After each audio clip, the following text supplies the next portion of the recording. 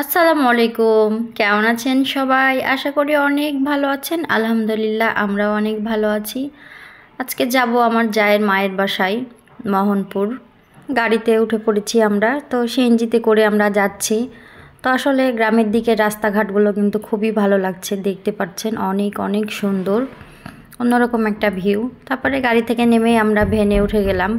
তো গ্রামের দিকে কিন্তু ভ্যানে উঠতে আমার কাছে অনেক অনেক ভালো লাগে। তো ভ্যানে উঠে যাচ্ছি, আশেপাশে সব কিছু দেখতে দেখতে অনেক ভালো লাগছে। কত সুন্দর দৃশ্য, অনেক ভালো লাগছে। মাঠে ঘাটে মানুষজন কাজ করছে, কত সুন্দর সবুজ প্রকৃতি। তো কিছুটা জার্নিং করার পরে আমরা বাসায় চলে এসেছি। তো কবুতরগুলো কিন্তু অনেক ভালো লাগছে। তো বাসায় তো কবুতর পুষে অনেক সুন্দর দেখতে পাচ্ছেন। তো মাটির ঘর বাড়ি কিন্তু আমার কাছে খুবই ভালো লাগে, আর অনেক সুন্দর করে লেপে রাখে, অনেক সুন্দর পরিষ্কার পরিচ্ছন্ন। তো চাচা আমাদের জন্য গাছ পাকা একদম কলা পেড়ে নিয়ে আসছে, আমরা সবাই কলা খেলাম। কলাগুলো কিন্তু খেতে অনেক মজা, অনেক মিষ্টি, যেহেতু গাছ পাকা কলা।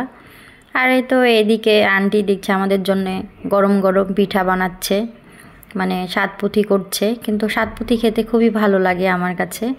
তো আমি আবার যে কোনো পিঠা বেশিরভাগ গুড় দিয়ে খাই, শুকনা জিনিসগুলো।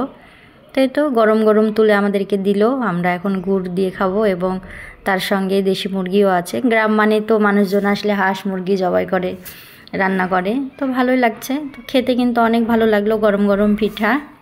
গ্রামের দিকে কিন্তু ভাত খাবার আগে পিঠা খেতে দেয়, এবং লুচি পায়েসও তৈরি করে দিয়ে খেতে দেয়। তো আন্টিও আমাদের জন্য সব কিছু তৈরি করেছে। তো আমরা আসলে লুচি পায়েস খাইনি, পরে খাবো। পিঠা খেলাম, তারপরে তো দুপুরের খাবার।